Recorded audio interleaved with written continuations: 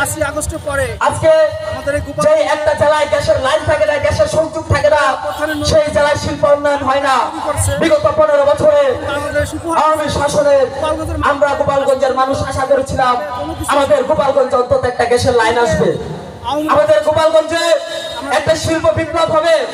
এদেশের হাজারো মানুষ, গোপালগঞ্জের অনেক মেধাবী তরুণ আছে যাদের কর্মসংস্থান তৈরি হবে, একটা শিল্পায়ন তৈরি হবে, কিন্তু গ্যাসের কোনো লাইন গোপালগঞ্জে আসে নাই। আমরা ব্যতীত হয়েছি। অন্যদিকে যদি বলি বিএনপির প্রশাসনে আজকে এই গোপালগঞ্জ এলাকা গ্রাম থেকে এসেছি আওয়ামী লীগ অধিষ্ঠিত হওয়ার কারণে বিএনপির পক্ষ থেকে একটা কটদৃষ্টি থাকে।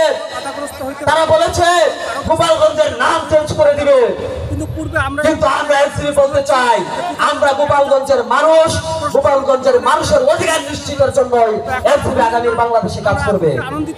আমাদের চোখে কোনো বৈষম্য নাই, কারণ এনসিপি প্রতিষ্ঠিতই হয়েছে বৈষম্যের বুক চিরে নতুন বাংলাদেশের স্বপ্ন নিয়ে।